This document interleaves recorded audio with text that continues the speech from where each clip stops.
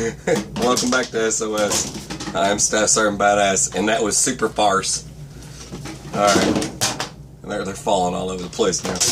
Whatever. Alright. That don't make any sense. Alright, so protective measures. Alright, a zombie apocalypse, or a second revolutionary war, or we get invaded by another country. I don't know. But if I label it as zombie apocalypse, I will be okay. Alright? Now, this is for beginners. Strictly beginners. This isn't for, like, advanced training or anything crazy like that, alright? This isn't, like, some super tactical anything. But I do give... I think this will be great advice for people, and I think you'll get educated from it. I like to have a little fun when I do this stuff. I don't like to take everything I do on my channel serious, so but in a serious manner, I do give you serious information. You just take it however you want it, and that's how it is. But once again, we are going to be using Billy and his friends. They are going to be conducting types of protective measures, and I'm going to put you through protective measure situations. You could use this for zombies or whatever, right? Now, the best protective measure for some situations would be, well, it all depends on the situation that you're jammed up in. So not everybody's going to be in the same situation, and you could be an individual. An individual would be to stay low, and that will go in my cover class. So that's going to be a hidden class that we're going to give. So it's another one I'm going to throw into this series. If you're a loner and you're sticking alone, what you could do to stay alive versus being in a group. But this is more for a group exercise. But say 3 to 2 people, that would pretty much cover you for the topics I'm about to cover right now.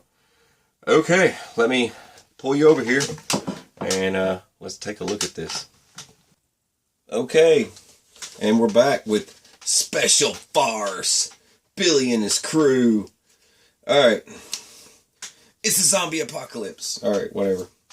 So, now, I'm going to cover different type of protective measures that you can take as a group, as a team, and you're in the wilderness.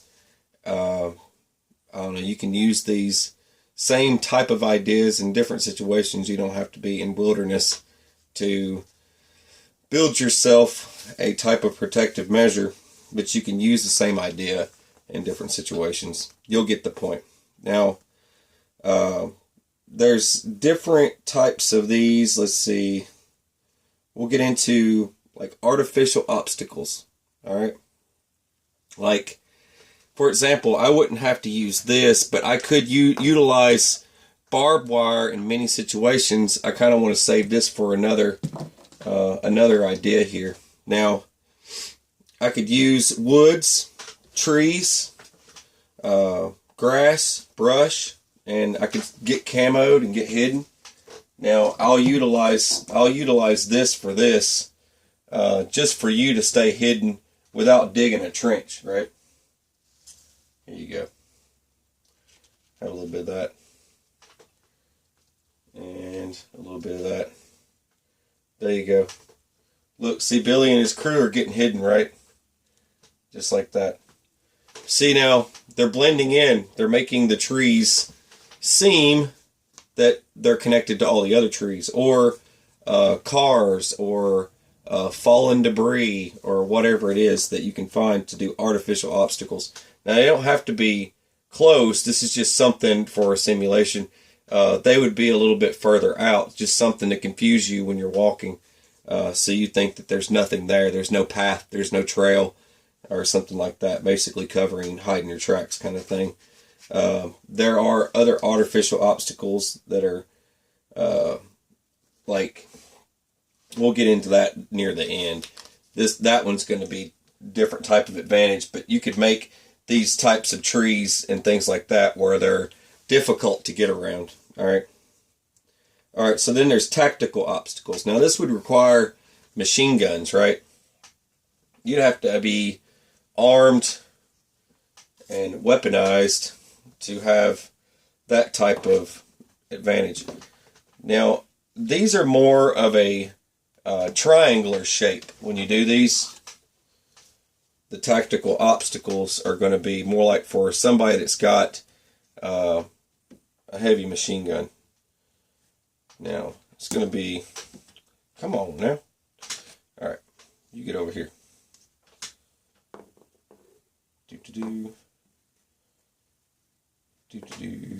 There we go. And they all fall down to dominoes. All right, so triangular style, something that can get you decent cover. One of Billy's crew over here, Billy Bob Jr., Fred, all of them are going to be in these different orders. If this guy's just an extra, then he can just be there wherever. But this way you can cover all different directions, and you'd make a pyramid.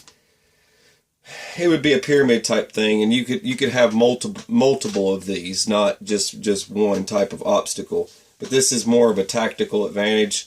You know you're going to get attacked, and you're just set up for it. Kind of like you already have a place in mind that you're going to stay. That would be the best option for this, for the tactical obstacles. But it would be a pyramid type thing, and you would definitely have guns involved. You're ready. It's more of an offense defense type thing. All right. Protective obstacle. So that would be something, an entire perimeter, right? Now you can do this any way you want.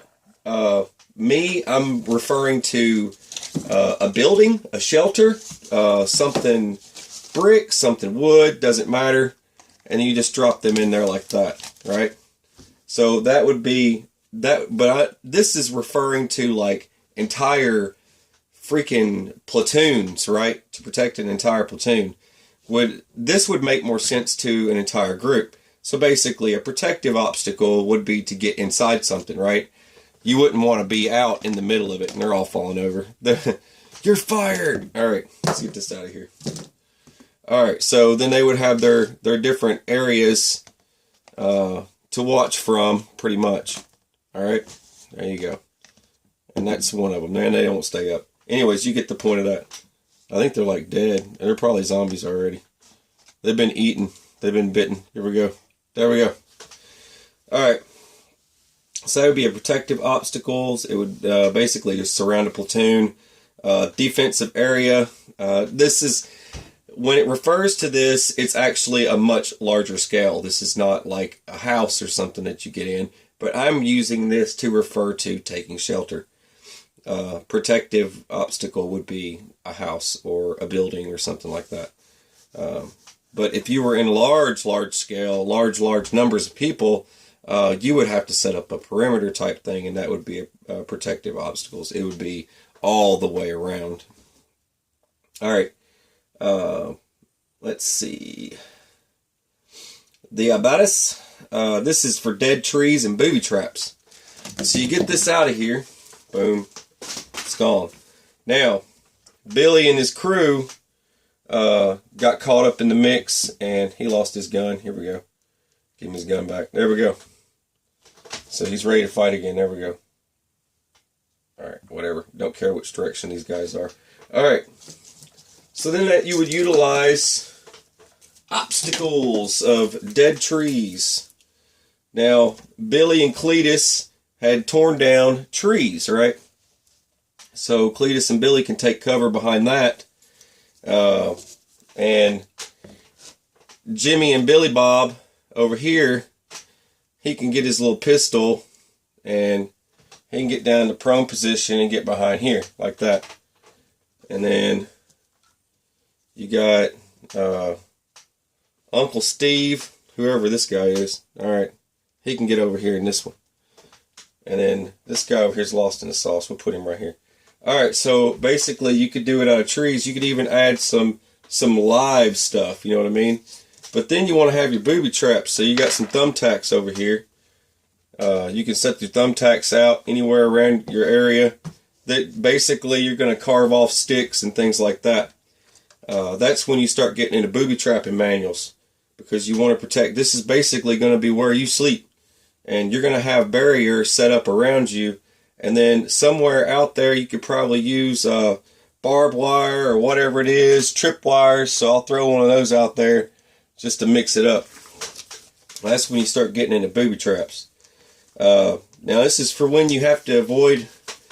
Now you could always just pull an entrenching tool out and entrench yourself a hole and get down in it, and then take debris and cover it up if you had to stay hidden. But that's always some good options to have, and this is just for perimeters.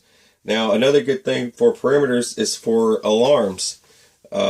Taking soda cans and things like that, things that make noise, and wiring them up. You don't have explosives or flares like your, I think it's the M78 flares. You don't have any of those handy to stick up on trees and have those things pop to identify or set a flare off to let you know where something's coming from. You could always use something that makes noise. And now if dumb Billy goes wandering off in the middle of the night to go use the bathroom, he's over here, and then he trips on it, then Billy's just going to get shot up by everybody, because they're just going to assume he's not of the living. All right. Anyways, and then here's some hand grenades. Oh, they're facing the wrong way. Here we go. There we go.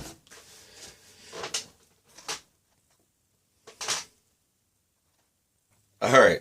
So there you have it. Look, I wasn't going to make this too complicated or too difficult.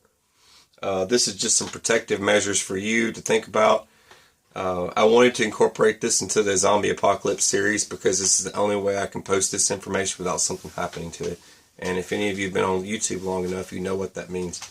So this is for the Zombie Apocalypse, or you can use it for whatever you want to use it for. But protective measures for yourself, for your group. This is just some ideas. Basically, to set up barriers, set up perimeters, lay down dead trees, make it clumsy. You can. These don't have to be right in your camp. This isn't what I'm referring to. Obstacles, right? So, someone's approaching your camp and you've got barriers and obstacles. A tree has fallen. No one's going to want to go that way. So they're going to avoid that way. Or they do climb over it, then there you go. You got to get some. But you got to set up obstacles to keep people out. And you can use the same style to build your camp. So you can keep that with the same style. And the triangle style is really good technique that I was referring to earlier, because you've got a triangle, a group here, and a group here. Okay, that's all these corners here, and they can watch those certain areas. That's one thing. And now you can make obstacles further out. You can mix these tactical obstacles and protective obstacles and all that stuff. Make their life as difficult as possible to get to you, right? Go out like Commando. Well, when what is it? The movie Predator. When Arnold Schwarzenegger fights Predator for the first time. So that was his fight, right? He's carving off sticks, shoving them in trees, trip cables, and those are all in traps and snares. And I'm going to get into those traps and snares when we go outside. I'm going to start showing you guys how to make that stuff, where the giant log comes falling down from the tree and then smacks into the tree and clobbers them. All that stuff. I'm going to start teaching you guys that stuff outside. This was just some stuff I just wanted to show you guys for this one. Let's give you some ideas. Take shelter, right? But no one ever talks about stuff like this, because they just assume everyone's just like, I have it all figured out. No, they don't. They have no idea. These gives a lot of people some ideas, especially when it comes to laying out some barbed wire or trip cables and things like that. People don't even think of that stuff. They're just like, well, I'm just going to run to the hills. They run to the hills and they're like, well, what do I do now? I'm here. All right, I'm going to build a campfire. I'm going to stay here. Well, what if something's after you? What if something, anything could be after you, right? That's when you start setting up a perimeter and making sure it makes some noise or does something for you beneficial to you being in the middle of that mess you're in. And this also applies to urban areas. You basically take what I'm dishing out here and you flip it. You would utilize debris and stuff like that to stay hidden. Newspapers, rocks, whatever else you got. You can go to your local park or something if you're, I don't know if that would even be a good situation or not. I'll get into urban stuff eventually, and then I'll start laying all that stuff out there, because a lot of you guys probably live in like New York City and stuff like that. I can give you a few types of urban camo ideas so you can stay hidden. But that would go into like the gray man and stuff, but that's not really going to be very helpful for the type of stuff I'm talking about. Anyways, alright, I guess that's it. You're watching SOS. I am Sky Storm Bias. Have a wonderful, fantastic day. Take it easy.